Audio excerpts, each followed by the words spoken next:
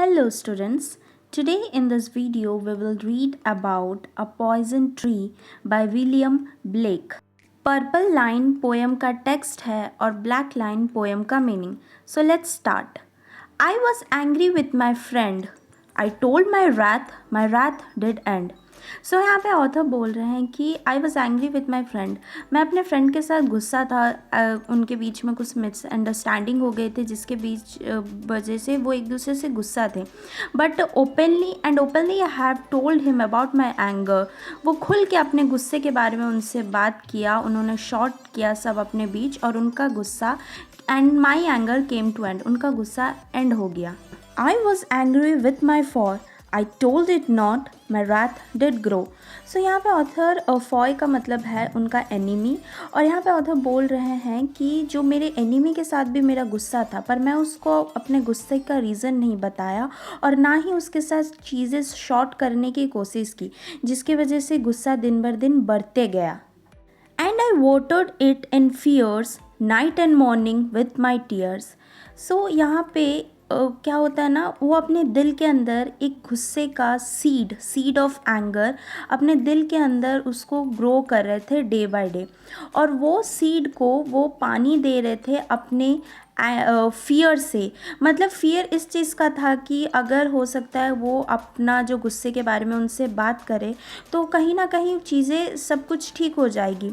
But वो ये नहीं चाहते थे क्योंकि मन ही मन उन्होंने ठान लिया था कि वो मेरा एनिमी है तो मैं उससे क्यों अपना चीज़ें सब ठीक करूं. तो उसीलिए वो सीड को अपना फियर और अपना टीयर अपना आंसू से उसको ग्रो करते थे वो सीड को अपने दिल के अंदर. और ये सब थॉट्स उनको कभी भी अलाउ नहीं किया कि वो अपने एनिमी के साथ जाके बात करे और उन दोनों के बीच में अपनी चीज़ सब सॉर्ट करे. And I sung it with smiles and with soft deceitful wiles.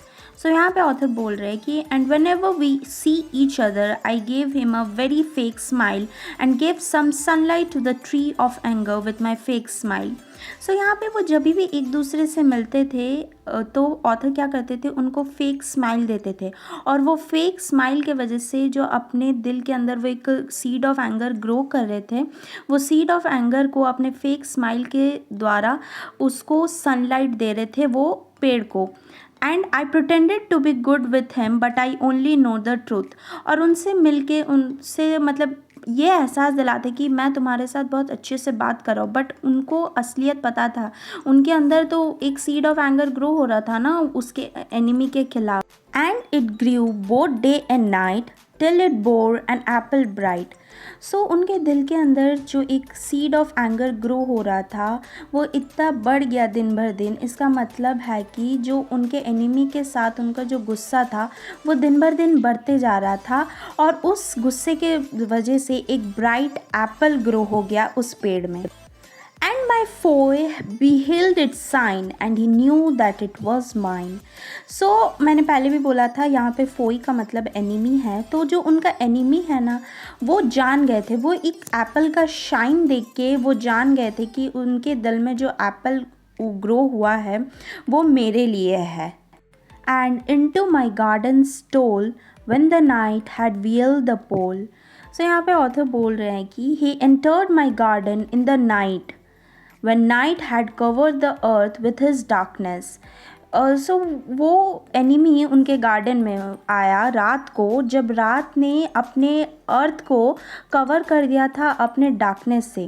Basically he is saying that in night he came to my garden to stole that bright apple. So author यहाँ बोलना चाहते हैं at the end कि वो enemy आधी रात को मेरे बगीचे में आया था वो एप्पल चुराने के लिए. In the morning, glad I see my foe outstretched beneath the tree.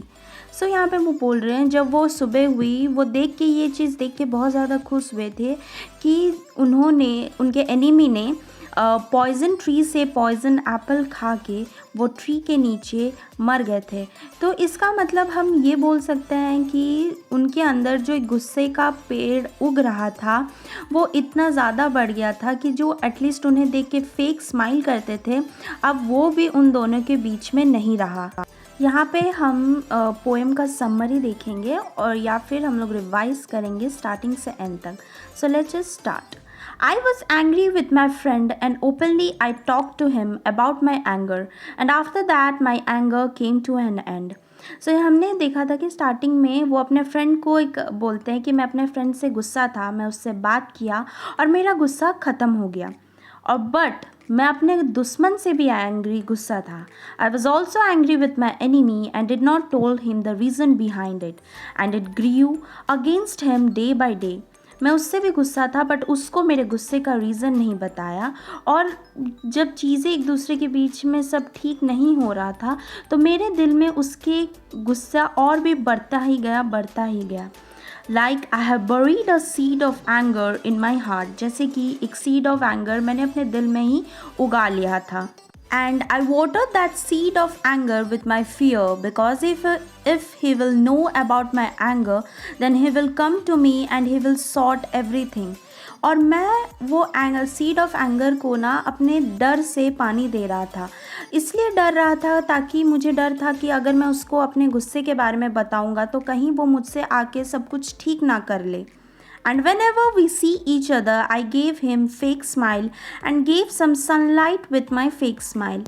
तो जब भी मैं उससे मिलता था या मैं रास्ते में मैं उससे देख लेता था तो मैं उसे एक फेक स्माइल देता था और अपने उस सीड ऑफ एंगर को मैं सनलाइट देता था अपने फेक स्माइल से.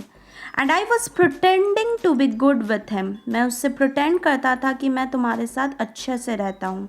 The tree of anger was growing day by day till it grows a bright Apple and he knew that Apple was mine. The tree of anger was growing day by day. वो दिन भर दिन बढ़ते ही जा रहा था और तब तक बढ़ा जब तक कि वो एक एप्पल ग्रो नहीं कर गया. और जब एनिमी ने वो ब्राइट एप्पल देखा तो उसे मालूम था कि वो ब्राइट एप्पल उसी के लिए ग्रो हुआ है उस ट्री ऑफ एंगर में. He entered my garden at night when no one was seeing him to stole my apple. So रात को आधी रात को वो आया वो गार्डन में और वो एप्पल को चुराने के लिए. And in the morning when I woke up, I was happy to see that he ate the poisonous apple and he lying dead beneath the tree. Author बहुत ज़्यादा खुश थे ये देखकर कि वो पॉइजनस एप्पल उसने खा लिया और वो मर गया. तो इसका लाइन का मतलब ये हो सकता है कि वो दोनों के बीच में जो थोड़ा बहुत रिश्ता था कि एक दूसरे को देख के एटलीस्ट फेक स्माइल करते थे, एक दूसरे को फेक अच्छा दिखाते थे, वो रिश्ता भी ख़त्म हो चुका था. Lying death the tree, death मतलब उनका रिलेशनशिप डेथ हो गया था.